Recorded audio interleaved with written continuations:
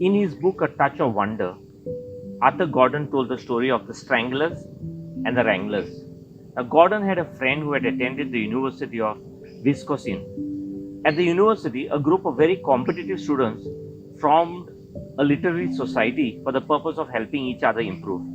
They would meet and criticize each other's work. They would look for the smallest flaws in another person's presentation. They always pointed out the places where either the ideas or the presentations were subpar. It was these sessions that ultimately gave them their name, Stranglers. The literary criticism they practiced was legendary across the campus. They would dissect the most minute expressions into hundreds of pieces, examining it from sides ruthless in their pursuit of excellence, brutal in their breakdown of the most beautiful passages. The results of the extremely critical process tended to strangle the life out of potential writers. Another group formed a comparable literary society who also studied the works of fellow students for the purpose of helping each other improve. Their criticism was offered in a positive, constructive way. Their brand of criticism was much softer, more positive, and more encouraging. Sometimes there was barely any criticism at all. Every effort, even the feeblest, was encouraged. They focused on looking at the things that were right rather than wrong. They encouraged each other. They became known as the Wranglers because they could wrangle out of each other the best gifts and talent. 20 years later, an alumnus of the university was doing an exhaustive study of his classmates' careers when he noticed a vast difference in the literary accomplishments of the Stranglers as opposed to the Wranglers. Now, the alumnus found that not a single person that came from the Stranglers group had made any kind of significant literary accomplishments. But from the Wranglers, there were at least 6 or more successful writers, and some of them were of national prominence. Now, the talent level of the men and women was probably about the same. Their level of education was similar. The difference was that the Stranglers strangled out hope, while the Wranglers wrangled from each writer their most hidden gifts through words of encouragement.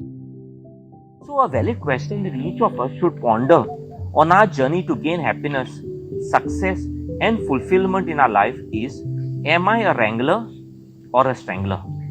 Friends, the Wrangler and Strangler story reveals a valuable lesson that the human tongue can be both helpful and hurtful. An encouraging word to someone can lift them up and help them make it, while a destructive or a discouraging word can be what it takes to put them down and stop them from progress. Hopeful words can go a long way. Anyone can speak words that rob another of the spirit to continue in a difficult circumstance. Words are seeds that always bring a harvest, so one needs to use them wisely. As Edward Richards once said, a wise old owl sat on an oak. The more he saw, the less he spoke. The less he spoke, the more he heard. Why aren't we like that wise old bird? Friends, the most fundamental and straightforward way of winning with people is to encourage them by a compliment and appreciation. If you want to make others feel super rich, then compliment them in front of others. Always remember that private compliments turned public instantly and dramatically increases in value.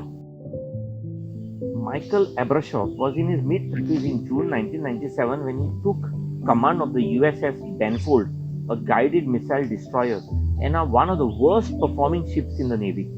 At that time, he was the most junior commanding officer in the Pacific Fleet, and the ship was plagued by poor morale, high turnover, and an abysmal safety record. Most felt that the ship could never improve. Yet, 12 months after taking command, the Benfold was ranked number 1 in performance using the very same crew. Now, the Navy brass was stunned. As a commander of a $1 billion warship and a crew of 310, Commander Mike used grassroots leadership strategies to increase retention rates from 28% to 100%, reduce operating costs, and improve readiness of the ship. Now, by the time he left, less than 3 years later, Benfold had become the highest performing ship and retention was amazing. Now, in an article titled Build Up Your People, written by the commander Michael Abrashoff himself, he stated that he focused on building self esteem. He knew that most people carry around an invisible backpack full of childhood insecurities, and that many sailors often struggled under the load of past insults, including being scorned at home or scoffed at school. He could make the load either heavier or lighter, and the right choice was obvious. Instead of tearing people down to make them into robots, he tried to show them that he trusted and believed in them. Friends, at times we consciously withhold praise because we think we'll appear inferior in some way if we pay someone else a compliment. We have a twisted view that somehow saying positive words to another takes away from our own self worth. But the reality is that the opposite is true. The more you make sincere positive statements to others, the better you'll feel about yourself. The simple act of expressing gratitude and appreciation adds to your own happiness. Mark Twain once said, "Great people are those who make others feel that they too can become great." Friends, give people the number one treatment through words of appreciation, affirmations, and encouragement.